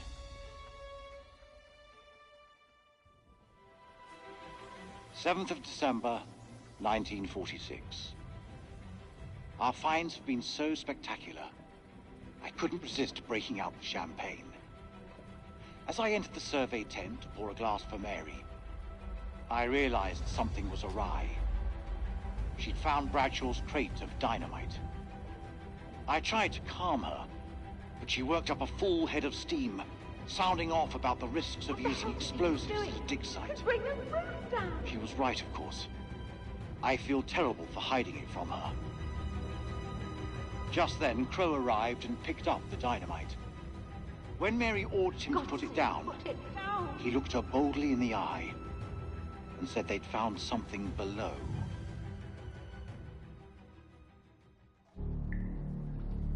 The bottom of the chasm stank of death and was littered with corpses, fresh enough to be covered in flies. Crow thinks that local bandits must have tossed their victims down here after robbing them. I pity those hapless wanderers. The fear they must have felt as they tumbled to their doom. But this was not what he wanted to show us. An unearthly light pierced the rocks.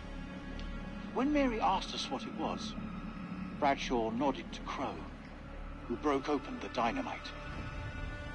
She said she intended to find out.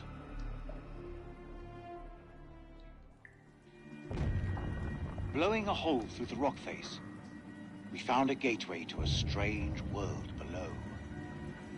A phosphorescence emanated from beneath, casting its eldritch light over us all. Lady Bradshaw was insistent that we descend further. Perhaps Mary is right, and Bradshaw is becoming reckless and uncontrollable. But I can't stop thinking about what's down there. I am now working with Crow and Pullman to set up a winch and elevator to descend into the shaft. What mysteries lie below, I wonder, undisturbed by the world above.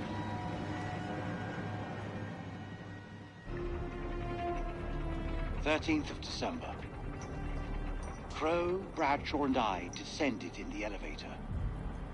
As we left, I was struck by the change in Bradshaw's temperament. She seemed eager, almost manic in the face of our new discovery. When we reached the bottom, Crow could not prevent himself from letting loose an oath. There before us, set in a dizzying vault, lay a city. It was loathsome, colossal, and sleeping. A great carcass built in some ancient age before men. Overcome with awe, I fell to my knees.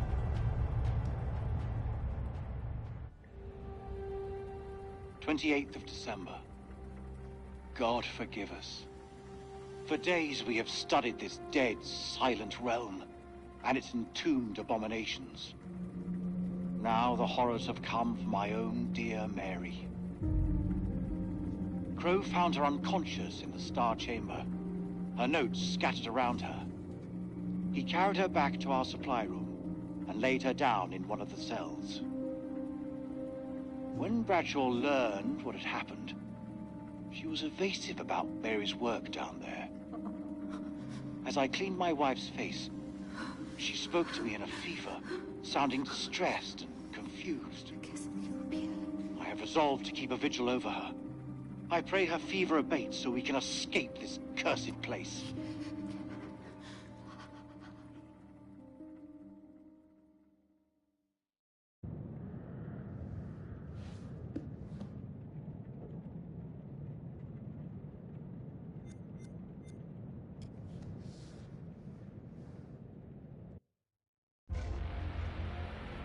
"29th of December.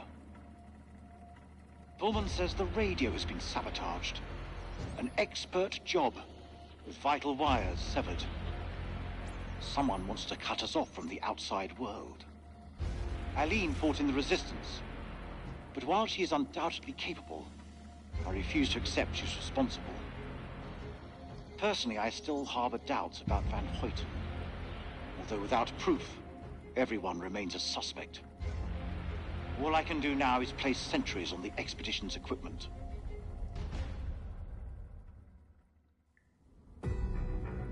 "30th of December.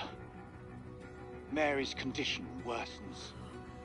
This evening, I awoke from an exhausted daze to find Lady Bradshaw asking my wife more of her damned questions. Mary was babbling something about winged demons. At this, Bradshaw's eyes lit up and she asked whether Mary could sense them now. Gripped by delirium, my wife lashed out, clawing at Bradshaw's chest. Lady Bradshaw withdrew, and I was, after a while, able to calm my wife.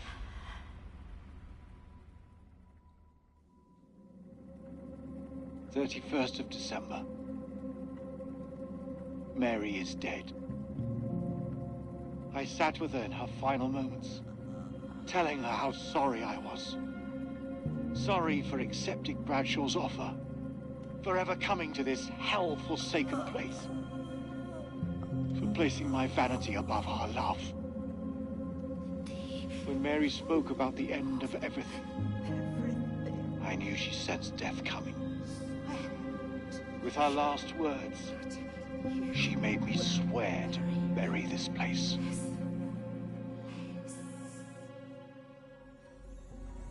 "9 p.m. Something unholy has happened. As I sat with my wife, I noticed something in her hand. Lady Bradshaw's brooch. She must have pulled it from her shirt when she grabbed at her. Turning it over, I noticed that it looked like one of the creatures we'd exhumed from the cocoons. Were these the demons Mary had spoken about? Had Bradshaw known all along what we'd find down here? Then Mary's corpse moved. It was not my wife. It was something inhuman. It leapt at me, and only the bars of the cell spared me from its fury.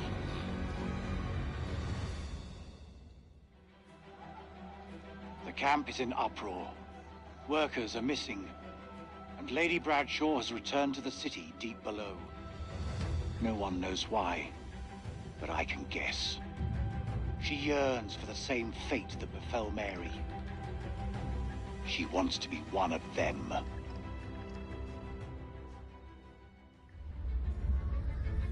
First of January, 1947, 1 a.m.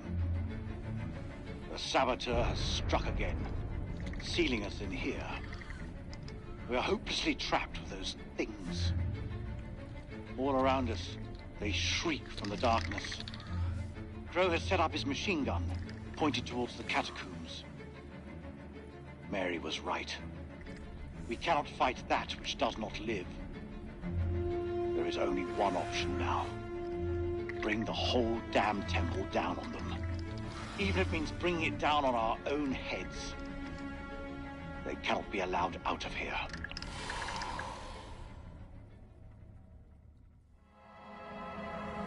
When this temple falls, my wife and I will be buried together, side by side. I owe her that, at least. The portrait that I carry in my watch case is the Mary that I remember, not that thing in the cell.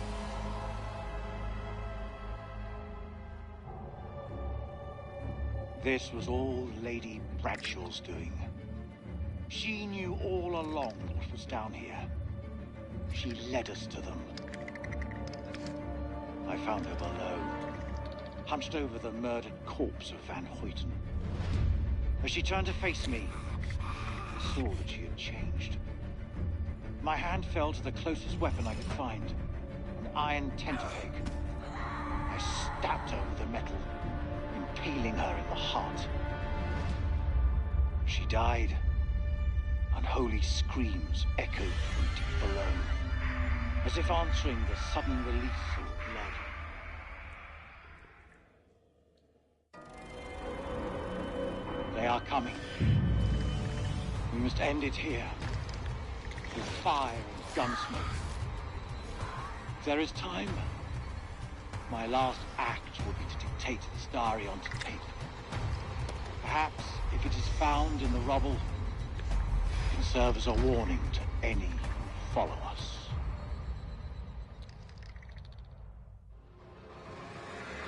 The bones of this temple are drenched in blood. We have set foot on an uncharted shore and roused something ancient and wicked. A blasphemy that comes in indescribable shapes and forms. For eons we lived as children in this world, unaware of the horrors that slumber beneath our feet. Now we have blindly thrown open the gates to madness. I fear being taken, but I must do what I must. We must seal this place for eternity, for all mankind. Mary, I'm sorry.